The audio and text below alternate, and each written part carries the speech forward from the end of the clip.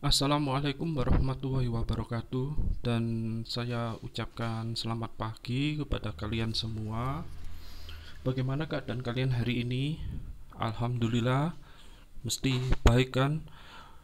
Tetap semangat dan terus belajar. Oke, pada pertemuan kali ini kita membahas mengenai materi yang keempat dari mapel kalian, bisnis online, dengan judul merancang dan membuat website. Nanti akan kita pelajari satu persatu, mohon diperhatikan, dan juga mungkin kalau ada beberapa yang dirasa sangat perlu bisa kalian tulis atau screenshot.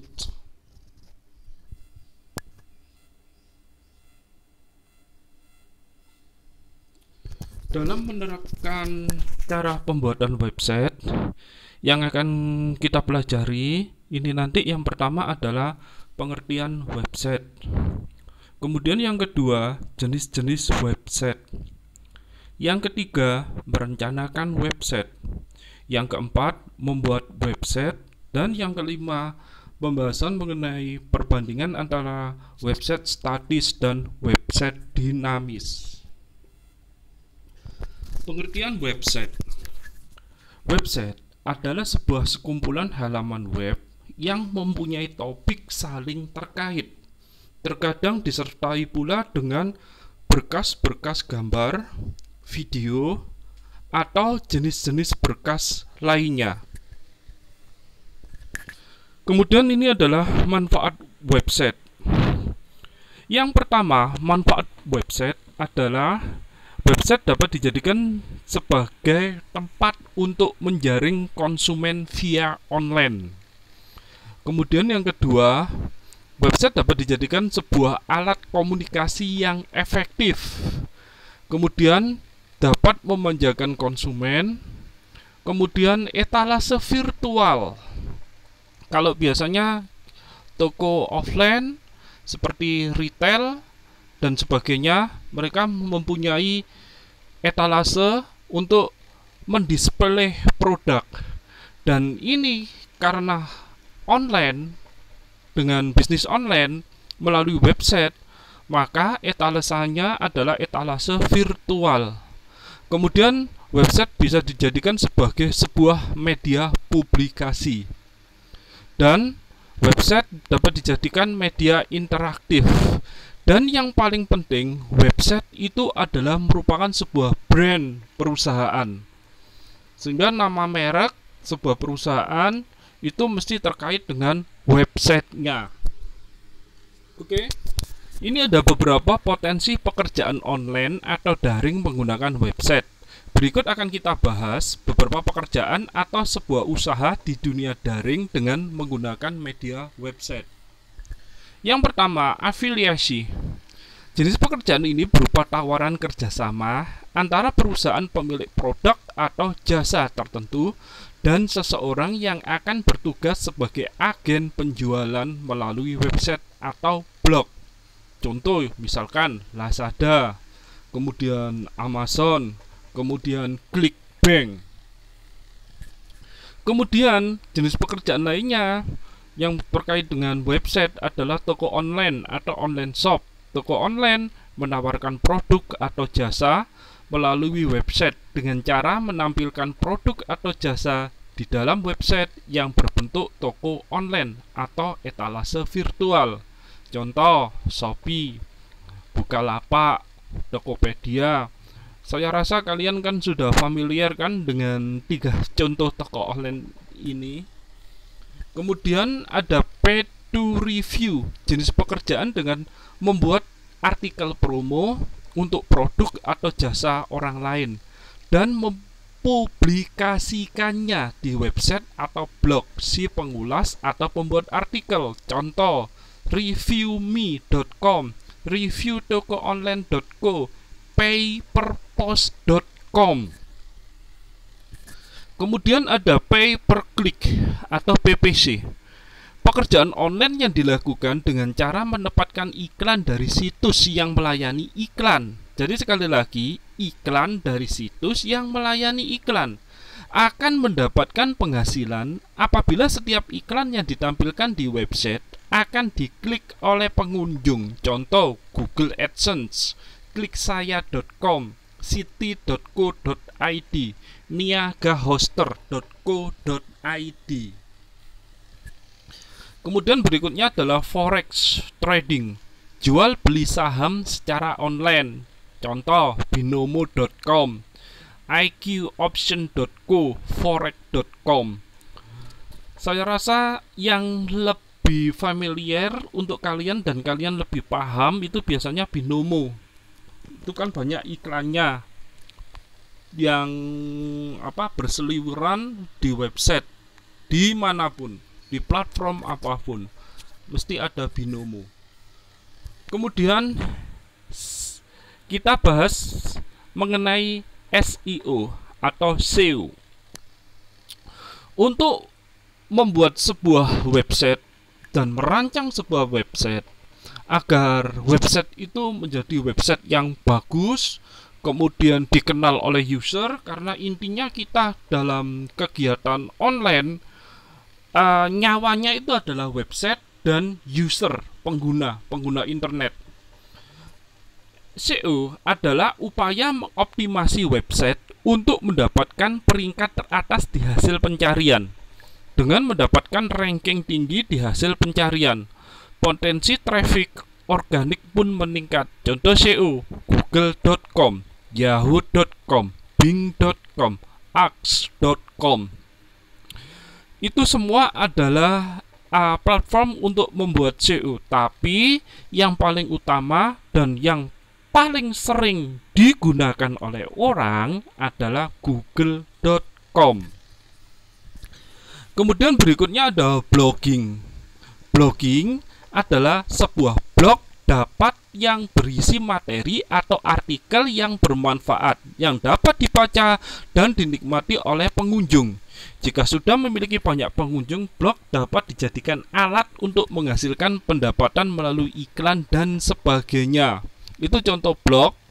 Jadi ada domain, kemudian ada subdomain, terus kemudian ada kode domain. Itu contoh. Pokoknya kalau alamat sebuah blog mesti ada subdomainnya blogspot. Oke, sekarang kita bahas mengenai domain dan subdomain. Apa itu domain? Domain adalah nama unik yang diberikan untuk identifikasi nama server komputer. Domain juga disebut Uniform Resource Locator atau URL atau alamat website.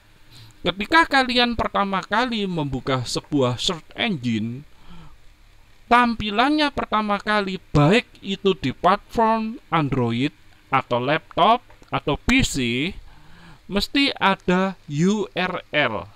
Nah, URL itu adalah berisi domain atau alamat website. Contoh domain blogspot.com, wordpress.com, smkikipsby.sch. Sebenarnya sebelum adanya domain ini atau nama unik ini untuk alamat sebuah website, semua alamat website dulunya menggunakan kode angka.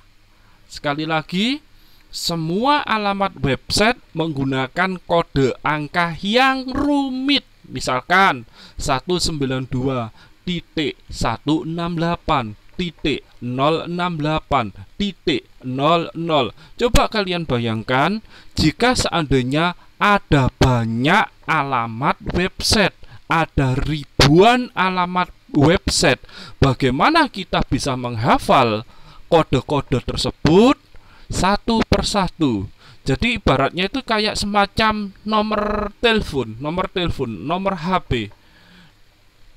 Tapi dengan adanya domain ini, ada nama unik melalui Uniform Resource Locator, maka ini akan memudahkan para user untuk mencari sebuah alamat website. Begitu ya. Untuk selanjutnya subdomain. Subdomain itu adalah domain cabang, bagian dari domain induk. Contoh subdomain: cara desain web .blogspot.com. Maka domainnya itu mana? Domainnya adalah cara desain web. Sedangkan subdomainnya adalah blogspot. Kemudian contoh berikutnya blog.liputan6.com. Itu dibalik, domainnya adalah liputan 6. Kemudian subdomainnya, cabang domainnya atau subdomainnya adalah blog. Kemudian ini ada kode untuk nama domain. Jadi mesti alamat website yang berupa domain itu mengikuti kode. Sekali lagi, kode ini mengikuti alamat domain .net, .com, .org, .go, .sch, .edu, .ac, dan masih banyak lagi. Contoh untuk .net jaringan, .com komersial, terus kemudian organisasi ada go pemerintah dari government, terus sch itu sekolah, school, edu pendidikan, education, ac akademi untuk perguruan tinggi. Tapi untuk kode untuk nama domain ini yang paling banyak dan paling sering dipakai adalah com, komersial. Ada juga co, kalau co atau co itu adalah corporate. Jadi begitu anak-anak ya, arti dari kode untuk nama domain. Kemudian setelah kode nama domain akan diikuti kode nama domain untuk negara di dunia. Coba perhatikan, .au itu Australia, .ca Kanada, .hk itu Hong Kong, .id Indonesia, .jp Jepang, US Amerika Serikat, BR Inggris, IT Italia. Kalau semua alamat website atau domain berada di wilayah negara Republik Indonesia, semuanya akan menggunakan .id. Tapi ketika kita misalkan berada di Amerika Serikat, ketika membuka website di semua perangkat, maka untuk kode domainnya akan otomatis terbuka .us. Oke, paham ya? Kemudian ada jenis-jenis website. Website yang pertama berdasarkan fungsi, ada search engine, website portal, website blog, website forum, website berita, website informasi, website bisnis, website media sharing, jejaring sosial, dan wiki. Setelah website berdasarkan fungsinya, ada website berdasarkan konten. Website berdasarkan konten cuma terdiri dari dua macam, ada website statis dan website dinamis. Sekarang kita akan bahas mengenai jenis website berdasarkan fungsi. Yang pertama, search engine. Seperti yang saya jelaskan tadi di awal, website yang menyediakan layanan mesin pencari, google.com, yahoo.com, bing.com, ax.com. Terus kemudian ada portal, website yang menyediakan variasi layanan kepada pengguna, misal news, atau sport, atau map, atau shopping, atau surel. Surel itu surat elektronik ya. Misalkan ini contohnya untuk website portal altavista.com, owl.com, msn.com, netscape.com. Kemudian blog, website yang bentuknya seperti diary online atau jurnal. Contoh rekayasa website.blogspot.com, carajitu.blogspot.com. Kemudian ada website forum, website yang menyediakan tempat untuk mendiskusikan topik apapun, termasuk topik yang sedang hangat.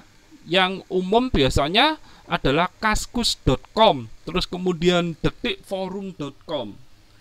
Selanjutnya ada website berita. Nah, saya rasa kalian pasti paham ini, kalau website berita biasanya juga terpasang juga secara otomatis sebagai default di HP Android seperti Babe, kemudian Kompas, Liputan 6, Detik, dan sebagainya. Kemudian website informasi. Website yang menyediakan informasi faktual kepada masyarakat mengenai transaksi secara umum yang berhak diketahui oleh masyarakat, misalkan pajak, bps.go.id, onlinepajak.com dan sebagainya. Kemudian ada website bisnis, website yang bentuknya mempromosikan produk atau jasa dan dijual kepada pengunjung.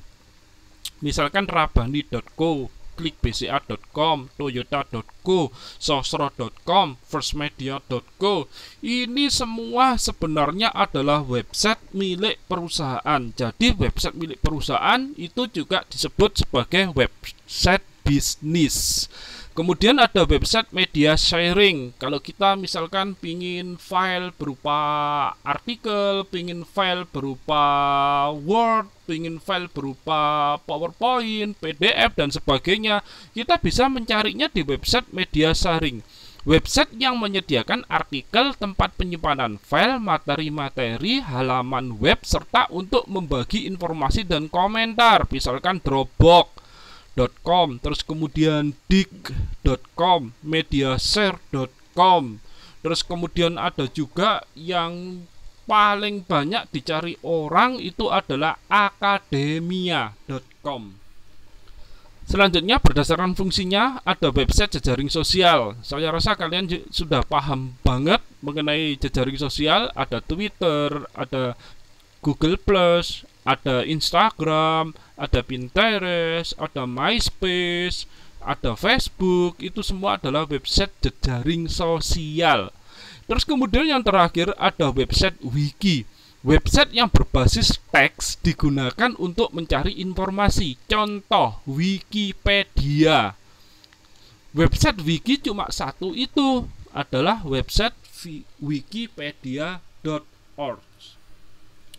Kemudian yang terakhir website berdasarkan segi konten. Website statis adalah website yang isi kontennya tidak dapat diubah secara langsung oleh end user. Website statis, dan biasanya website statis itu merupakan website yang berbayar. Kemudian yang kedua ada website dinamis, adalah website yang dapat diubah isi kontennya dan isinya selalu sering diperbarui atau diupdate. Dan biasanya juga website dinamis itu adalah website yang gratis.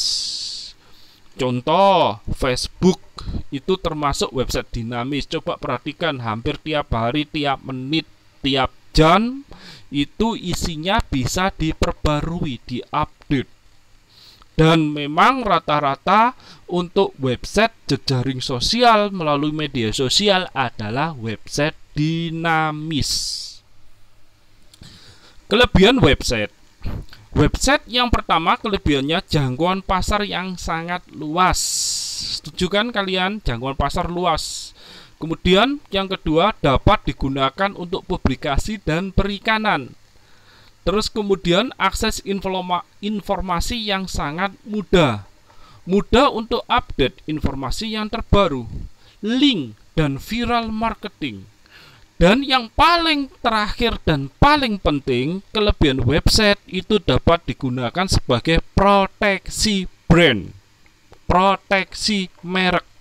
Ketika kita sudah mendaftarkan merek kita, brand kita sebagai keyword, sebagai kata kunci di dalam website, maka otomatis orang lain, user lain untuk menggunakan website, untuk menggunakan nama brand merek kita yang sama persis, itu saya rasa sudah tidak bisa, karena sudah terbaca di dalam sistem website. Nah, itu yang dimaksud dengan proteksi brand. Kemudian kekurangan website, satu, susah untuk mendapatkan kredibilitas. Ngerti kalian? Paham maksudnya? Misalkan nih, saya mau beli HP, terus kemudian lewat online, lewat website. Nah, apakah saya tahu barangnya? Apakah cuma foto tok? Sehingga kita harus percaya 100% mau nggak mau kepada si penjual. Beda dengan toko offline. Kita beli HP toko online, kita datang, kita tahu barangnya, kita tahu bentuk fisiknya. Tapi jika menggunakan website, menggunakan online, susah untuk mendapatkan kredibilitasnya.